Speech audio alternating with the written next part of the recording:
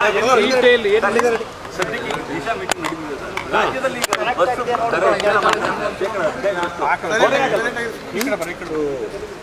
ಹೊರೆ ಯಾರಿಗಾಗುತ್ತೆ? ಜನಕ್ಕೆ ತಾನೆ, ಸರ್ಕಾರಕ್ಕೇನು ಹೊರೆ ಆಗಲ್ವಲ್ಲ, ಮುಖ್ಯಮಂತ್ರಿಗಳಿಗೆ ಮಂತ್ರಿಗಳಿಗೇನು ಹೊರೆ ಅಲ್ವಲ್ಲ, ಜನಕ್ಕೆ ತಾನೇ ಹೊರೆ ಆಗೋದು. ಜನಕ್ಕೆ ಹೊರೆ ಆಗೋದಕ್ಕೆ ಅವರು ಖುಷಿ ಪಡ್ತಾರೆ. ಅವರು ಸರ್ಕಾರದಲ್ಲಿ ಜನಗಳ ಮೇಲೆ ಎಷ್ಟು ರೀತಿಯಲ್ಲಿ ಹೊರೆ ಹೊರಲಿಕ್ಕೆ ಸಾಧ್ಯ ಹೊರಿಸಿದಾಗೆ ಆನಂದ ಪಡ್ತಕ್ಕಂಥ ಸರ್ಕಾರ ಇದೆ. ಈ ಸರ್ಕಾರ ರಚನೆ ಆದ ದಿನದಿಂದ ಯಾವ್ಯಾವ ರೀತಿಯಲ್ಲಿ ಜನಗಳ ಮೇಲೆ, ಜನಗಳ ಜೋಬು ಕೈ ಹಾಕಿ ಲೂಟಿ ಮಾಡ್ತಕ್ಕಂಥ ಕೆಲಸಕ್ಕೆ ಕೈ ಹಾಕಿದ್ದಾರೆ, ಒಂದು ಸೀರೀಸ್ ಆಫ್ ಲಿಸ್ಟೇ ಕೊಡ್ಬೋದು. ಮುಂದಕ್ಕೂ ಸಹ ಅದನ್ನೇ ಮಾಡ್ತೀವಿ ಅನ್ನೋದು ಈಗಾಗಲೇ ಹೇಳಿದ್ದಾರಲ್ಲ. ಅಲ್ಲೆಲ್ಲ ಬೆಂಗಳೂರಿನಲ್ಲಿ ನೀರು ಸರಬರಾಜು ಮಂಡಳಿಯವರು ಏನು ಹೇಳಿದ್ದಾರೆ, 1000 ಲೀಟ್ರಿಗೆ 51 ರೂಪಾಯಿ ಖರ್ಚಾಗುತ್ತೆ, ಅದರಿಂದ ನಾವೀಗ ಅದ್ರದ್ದು ದರ ಏರಿಸಬೇಕಾಗಿದೆ, ಹಾಲಿನ ದರ ಏರಿಕೆ ಮಾಡಬೇಕು, ವಿದ್ಯುತ್ ಶಕ್ತಿ ದರ ಏರಿಕೆ ಮಾಡಬೇಕು. ಅದು ಹೇಳಿದಾರಲ್ಲ, 2025ಕ್ಕೆ ಎಷ್ಟಾಗಬೇಕು, 26ಕ್ಕೆ ಎಷ್ಟಾಗಬೇಕು, 27ಕ್ಕೆ ಎಷ್ಟಾಗಬೇಕು ಅಂತೇಳಿ. ಈ ಸರ್ಕಾರ ದರ ಏರಿಕೆಯ ಸರ್ಕಾರ ಇದು. ನೋಡಿ, ಗ್ಯಾರಂಟಿ ಯೋಜನೆಗಳಿಗೂ ಇದಕ್ಕೂ ಸಂಬಂಧ ಇಲ್ಲ. ಇವರು ಗ್ಯಾರಂಟಿ ಯೋಜನೆಗಳನ್ನು ಘೋಷಣೆ ಮಾಡಿದಾಗ ಚುನಾವಣೆ ಹಂತದಲ್ಲಿ ಇದರ ಸಾಧಕ ಬಾಧಕಗಳನ್ನೆಲ್ಲ ಏನಾಗಬಹುದು, ಸರ್ಕಾರದ ಮೇಲೆ ಹೊರೆ ಏನಾಗ್ಬೋದು, ಅದೆಲ್ಲ ಲೆಕ್ಕಾಚಾರ ಮಾಡಿರ್ತಾರೆ. ಈ ಗ್ಯಾರಂಟಿ ಸ್ಕೀಮ್ನ ಅವರು ತೀರ್ಮಾನಕ್ಕೆ ಬಂದು ಜನಗಳ ಮುಂದೆ ಇಟ್ಟಾಗ, ಹೀಗೆ ಸಿದ್ದರಾಮಯ್ಯನವರೇ ತಾನೇ ಅದರಲ್ಲಿ ಸೈನ್ ಹಾಕಿರೋದು. ಸಿದ್ದರಾಮಯ್ಯನವರು ಮತ್ತು ನಿಮ್ಮ ಇನ್ನೊಬ್ಬರು ಸೈನ್ ಹಾಕಿರೋದು ಬಿಟ್ಟು ನಾವು ತಲೆ ಕೆಡಿಸ್ಕೊಳ್ಳಲ್ಲ. ಸಿದ್ದರಾಮಯ್ಯನವರು ಈ ದೇಶದಲ್ಲೇ ಬಹುಶಃ ಮನಮೋಹನ್ ಸಿಂಗ್ ಬಿಟ್ಟ ಮೇಲೆ ಅತ್ಯಂತ ದೊಡ್ಡ ಮಟ್ಟದ ಆರ್ಥಿಕ ತಜ್ಞರು ಈ ದೇಶದಲ್ಲಿ. ಅವರೇ ಸೈನ್ ಹಾಕಿರೋದಲ್ವೇ 5 ಗ್ಯಾರಂಟಿಗೆ ಕೊಡ್ತೀವಿ ಅಂತೇಳಿ. ಅದನ್ನು ಅವರು ಸೈನ್ ಹಾಕಬೇಕಾದ್ರೆ, 5 ಗ್ಯಾರಂಟಿ ಘೋಷಣೆ ಮಾಡಬೇಕಾದ್ರೆ ಇದರ ಸರ್ಕಾರದ ಮೇಲೆ ಬೀಳ್ತಕ್ಕಂಥ ಖರ್ಚು ವೆಚ್ಚಗಳ ಬಗ್ಗೆ ಅವರು ಮಾಹಿತಿ ಇಟ್ಕೊಂಡೇ ಮಾಡಿರ್ತಾರೆ. ಅಲ್ಲ ಸರ್, ಈಗ ಗ್ಯಾರಂಟಿನ ನೆಪ ಮಾಡ್ಕೊಂಡು ಅಭಿವೃದ್ಧಿನೂ ಮಾಡ್ದೇನೆ ಈ ರೀತಿಯಾಗಿ ದರ ಏರಿಕೆ ಮಾಡುವಂಥದ್ದು ಅಭಿವೃದ್ಧಿ ಮಂತ್ರಿಗಳಿಗಂತೂ ಆಗ್ತಾ ಇಲ್ವಾ? ಅಭಿವೃದ್ಧಿ ಅವ್ರಿಗಂತೂ ಆಗ್ತಾ ಇದೆಯಲ್ಲ. ಜನಕ್ಕಾದರೆ ಎಷ್ಟು, ರಾಜ್ಯಕ್ಕಾದರೆ ಎಷ್ಟು, ರಾಜ್ಯಕ್ಕೆ ಆಗದೇ ಇದ್ದರೆಷ್ಟು ಕೇಳೋರು ಯಾರು? ಅವರ ಅಭಿವೃದ್ಧಿಗಳು ಭಾಳ ಯಥೇಚ್ಛವಾಗಿ ಖುಷಿಯಾಗಿ ಮಾಡ್ಕೊತಾ ಇದ್ದಾರೆ. ಪ್ರತಿಯೊಂದಕ್ಕೂ ಪರ್ಸೆಂಟೇಜು. ನನಗೆ ಮೊನ್ನೆ ಯಾರು ಹೇಳ್ತಾ ಇದ್ರು, ಈ ವರ್ಷ ಕೊಟ್ಟಿರೋದೇ ಆಶ್ರಯ ಮನೆ ಬಹುಶಃ 5,000 6,000 ಕೊಟ್ಟಿರ್ಬೋದು. ಅದಕ್ಕೂ ಸಹ ಪರ್ಸೆಂಟೇಜು ನೆನ್ನೆ ಕೇರ್ಪೇಟೆಗೆ ಹೋದಾಗ ಹೇಳ್ತಾಯಿದ್ರು. ಆಶ್ರಯ ಮನೆ ಅಲಾಟ್ಗೂ ಹಿಂದೆ ಏನೋ PDOನೋ PDOನೋ ಅದೆಂಥದೋ ಮನೆ ಅಲಾಟ್ ಆಗ್ಬೇಕಾದ್ರೆ ವಸೂಲಿ ಮಾಡೋಣ ಅಂತ ಹೇಳೋರು ಹಿಂದೆ. ಈಗ ಅಲ್ಲಿ ವಿಧಾನಸೌಧದಲ್ಲೇ ವಸೂಲಿ ಶುರುವಾಗಿದೆ ಅಂತಾರಲ್ಲ. ಆಶ್ರಯ ಮನೆ ಕೊಡೋಕ್ಕೂ ಆಶ್ರಯ ಮನೆಗೂ 12,000 ರೂಪಾಯಿನೋ ವಸೂಲಿ ಮಾಡ್ತಾರಂತೆ. ಇದೇನಪ್ಪ, ನೆನ್ನೆ ನನಗೆ ಬಂದಂಥ ವಿಷಯಕ್ಕೆ ನಾನಂತೂ ಅರ್ಜಿಯನ್ನು ಹಿಡ್ಕೊಂಡು ಹೋಗಿಲ್ಲ ಸರ್ಕಾರದ ಮುಂದೆ. ಶಾಸಕರುಗಳು ಹೇಳೋದು, ನಾನು ಹೇಳೋದಲ್ಲ. ಅದರಿಂದ ಅವರು ಸಂಪತ್ತು ಭರಿತವಾಗಂತೂ ಇದಾರಲ್ವ.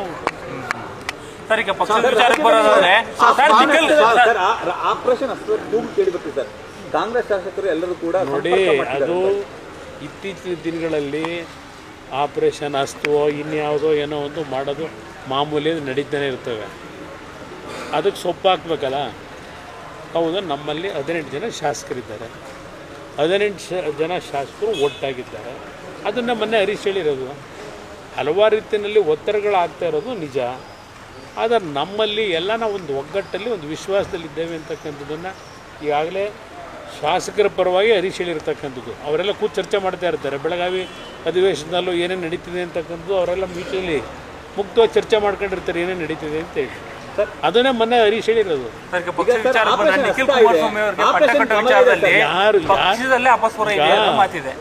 ಯಾರು ಪಟ್ಟ ಕಟ್ಟಕ್ಕೆ ಹೊರಟಿರೋದು? ಮಾಧ್ಯಮದ ಸ್ನೇಹಿತರು ಪಟ್ಟ ಕಟ್ಟಕ್ಕೆ ಹೋಗಿದ್ದೀರಿ. ಈಗ ನಾನೇನೀಗ ಅವ್ರನ್ನ ಅಧ್ಯಕ್ಷ ಮಾಡ್ತೀವಿ ಅಂತ ಹೇಳಿದ್ವಾ ನಿಖಿಲ್ ಕುಮಾರಸ್ವಾಮಿ ಅವ್ರನ್ನ? ನಿಖಿಲ್ ಕುಮಾರಸ್ವಾಮಿ ಅವರ ಹೆಸರನ್ನ ಮುಂಚೂಣಿ ತಂದಿರತಕ್ಕಂಥ ಮಾಧ್ಯಮದಲ್ಲಿ ಕೆಲವು ಮಾಧ್ಯಮದಲ್ಲಿ ಬಂದಿರೋದು ನೋಡಿದ್ದೇನೆ. ನಮ್ಮಲ್ಲಿ ಇನ್ನೂ ಚರ್ಚೆಗಳೇ ಆಗಿಲ್ಲ. ಇನ್ನೂ ಸಾಂಸ್ಥಿಕ ಚುನಾವಣೆಗಳಾಗಬೇಕು ಪಕ್ಷದಲ್ಲಿ. ಅದೆಲ್ಲ ಆಗಿದೆ. ಈಗಲೇ ಅವೆಲ್ಲ ಪ್ರೋಸೆಸ್ಸೇ ಪ್ರಾರಂಭ ಆಗಿದೆ. ನೀವೇ ಊಹೆ ಮಾಡ್ಕೊಂಡು ನೀವೇ ತೋರಿಸ್ಕೊತಾ ಮುಖ್ಯಮಂತ್ರಿಗಳ ಹೆಸರು ಶಿವರಾಮನೇ, ನಾನು ಬ್ರದರ್ ನೀವು ಒಳ್ಳೆ ಪ್ರಶ್ನೆ ಕೇಳಿದ್ರಿ. ಅದು ಯಾಕೆ ಇಷ್ಟೆಲ್ಲ ಒದ್ದಾಡ್ತೀರಿ? ನಾನು BJP ಸ್ನೇಹಿತರುಗಳಿಗೂ ಮನವಿ ಮಾಡ್ತೀನಿ, ಯಾಕೆ ರಸ್ತೆಯಲ್ಲಿ ಪ್ರತಿಭಟನೆ? ಮುಖ್ಯಮಂತ್ರಿಗಳಂತೂ ಈ ವಿಷಯದಲ್ಲಿ ನಾನು ಗಮನಿಸಿರ್ತಕ್ಕಂಥದ್ದು, ಆ ಪ್ರಿನ್ಸೆಸ್ ರಸ್ತೆಯನ್ನು ಬದಲಾವಣೆ ಮಾಡಿ, ಹೆಸರನ್ನು ಬದಲಾವಣೆ ಮಾಡಿ ಇವ್ರ ಹೆಸರಿಡಬೇಕು ಅಂತಕ್ಕಂಥ ಒಂದು ಮುನ್ನೆಲೆಗೆ ಬಂತಲ್ಲ. ಮುಖ್ಯಮಂತ್ರಿಗಳು ಬೇಡ ಅಂತಲೂ ಹೇಳ್ತಾ ಇಲ್ಲ, ಬೇಕು ಅಂತಲೂ ಹೇಳ್ತಾ ಇಲ್ಲ, ಜಾಣ ಮೌನಕ್ಕೆ ಒಳಗಾಗಿದ್ದಾರೆ ಅಲ್ವೇ?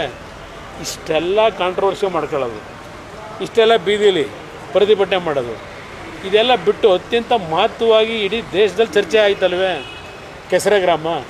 ಆ ಕೆಸರೆ ಗ್ರಾಮದ ರಸ್ತೆಗೆ ಸಿದ್ದರಾಮಯ್ಯ ಹೆಸರಿಟ್ರೆ ಆಯ್ತಪ್ಪ, ಯಾವ ಕಾಂಟ್ರವರ್ಸಿ ಇರಲ್ಲ ಅಲ್ವಾ?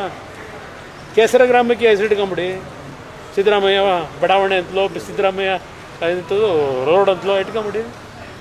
ಅದು ಯಾಕೆ ಸುಮ್ಮನೆ ಪಾಪ ಮೈಸೂರು ಅರಸರ ಕುಟುಂಬದ ಹೆಸರನ್ನ ತರೋದು? ಪಾಪ ಅವರೆಲ್ಲ ಸ್ವರ್ಗದಲ್ಲಿದ್ದಾರೆ, ಈ ರಾಜ್ಯಕ್ಕೆ ಕೊಡುಗೆ ಕೊಟ್ಟು. ಏನು ಕೊಡುಗೆ ಮೈಸೂರಿಗೆ? ಈಗ ನಾನು ಆಗಿದ್ರೆ ಕೇಳಬೇಕಲ್ವೇ? ನಾನು ಆ ಕೆಲಸಕ್ಕೆ ಹಿಡಿಯಲ್ಲ. ಒಬ್ಬ ಜನಪ್ರತಿನಿಧಿಯ ಕರ್ತವ್ಯ, ಒಂದು ಅಧಿಕಾರ ದೊರಕಿದಾಗ, ಜನ ಕೊಟ್ಟಾಗ ಜನಗಳ ಸೇವೆ ಮಾಡಬೇಕಾದಂಥದ್ದು ಒಬ್ಬ ಜನಪ್ರತಿನಿಧಿಯ ಕರ್ತವ್ಯ ಅಷ್ಟೇ. ಅವರು 1983-85 ಬಂದಿರಲ್ವೇ ಶಾಸಕರಾಗಿ ಮೈಸೂರು ಜಿಲ್ಲೆ ರಾಜಕಾರಣ. 83 ಬಂದರು, 2 ಬಾರಿ ಉಪಮುಖ್ಯಮಂತ್ರಿ ಆದರು, 2 ಬಾರಿ ಆದರೂ 3 ಬಾರಿ ಆದರು. ವಿರೋಧ ಪಕ್ಷದ ನಾಯಕರು 1 ಬಾರಿ ಮುಖ್ಯಮಂತ್ರಿಯಾಗಿ 2ನೇ ಬಾರಿ ಪೂರ್ಣಗೊಳಿಸ್ಲಿಕ್ಕೆ ಹೊರಟಿದ್ದಾರೆ. ಮುಂದಿನ 3 ವರ್ಷ ನಾನೇ ಅಂತ ಹೇಳ್ಕೊಂಡಿದ್ದಾರೆ. ಈಗ ಇಷ್ಟೆಲ್ಲ ಅಧಿಕಾರ ದೊರಕಿ ಯಾವ ಮೈಸೂರಿನ ಪುಣ್ಯಾತ್ಮರು ಇವರಿಗೆ ಇಷ್ಟೆಲ್ಲ ಬೆಳೆಸಿದ್ರು, ಅವ್ರು ಕೊಟ್ಟಂಥ ಕೊಡುಗೆ ಮೈಸೂರು ಜಿಲ್ಲೆಗೆ. ಕುಮಾರಸ್ವಾಮಿ ಇದ್ದಂಥ ಯಾವುದೋ ಒಂದು ಲಾಟ್ರಿ ಮುಖ್ಯಮಂತ್ರಿಯಾಗಿ 18 ತಿಂಗಳು ಮತ್ತು 14 ತಿಂಗಳು ಮೈಸೂರಿಗೆ ಕೊಟ್ಟಿರೋ ಕೊಡುಗೆ ಚರ್ಚೆ ಮಾಡೋಣ. 2006-2007 JNUR ಸ್ಕೀಮ್ನ ಮೈಸೂರಿಗೆ ಕೊಟ್ಟವ್ರು ಯಾರು? ಎಷ್ಟು ಸಾವಿರ ಕೋಟಿ ಬಂತು? ಇಲ್ಲೆಲ್ಲೋ ಆ ಬಂಬು ಬಜಾರಲ್ಲಿ ನೀರು ನಿಂತು ಆ ಕೂಲಿ ಕಾರ್ಮಿಕರು, ಪೌರ ಕಾರ್ಮಿಕರು ಬೀದಿಲಿದ್ದಾರಲ್ಲ, ಇವತ್ತಲ್ಲಿ ಕಟ್ಟಿದ್ದೀವಲ್ಲ, ಯಾರ ಕಾಲದಲ್ಲಿ ಕಟ್ಟಿದ್ದು? ಏನು ನಾನು ಕಟ್ಟಿದ್ದೀನಿ ಅಂತ ಹೇಳ್ಕೊಂಡು ತಿರುಗ್ತಾ ಇದ್ದೀನಿ, ಅಡ್ವರ್ಟೈಸ್ಮೆಂಟ್ ಹಾಕತ್ತೀನ? ಸ್ಲಮ್ ಕ್ಲಿಯರೆನ್ಸ್ ಬೋರ್ಡಿಂದ ಎಷ್ಟು ಸಾವಿರ ಮನೆ ಕಟ್ತಕ್ಕಂಥ ತೀರ್ಮಾನ ತೆಗೆದುಕೊಂಡೆ. ರಾಜಕಾಲುವೆಗಳಿಗೆ ಏನೇನು ತೀರ್ಮಾನ ಕೊಟ್ಟು ನಾವು ಇದ್ದಿದ್ದು 18 ತಿಂಗಳು, ಈ 14 ತಿಂಗಳು ಬಿಟ್ಬಿಡಿ ಇವ್ರ ಜೊತೆ ಮಾಡಿ. ಆ 18 ತಿಂಗಳಿದ್ವಲ್ಲ, ಮೈಸೂರಿಗೆ ಕೊಟ್ಟಂಥ ಕೊಡುಗೆ ಒಂದು ಸೀರೀಸ್ ಆಫ್ ಇದೆ ಕೊಡಬಲ್ಲೆ. ಅಯ್ಯೋ ನಾನು ಇಷ್ಟೆಲ್ಲ ಮಾಡಿಬಿಟ್ಟಿದ್ದೀನಿ, ನಾನು ಹೆಸರಿಡಪ್ಪ ಅಂತ ಹೇಳೋಕ್ಕಾಯ್ತದ? ನಮ್ಮ ಕರ್ತವ್ಯ ಅದು. ಪಾಪ ಹೇಳ್ಬೇಕು, ಇಷ್ಟೊತ್ತಿಗೆ ಅವ್ರು ಹೇಳಬೇಕಾಗಿತ್ತು ಮುಖ್ಯಮಂತ್ರಿಗಳು. ನನ್ನ ಹೆಸರನ್ನ ಯಾತಕಪ್ಪ ತರ್ತೀರಿ? ಅದರ ಅವಶ್ಯಕತೆ ಇಲ್ಲ.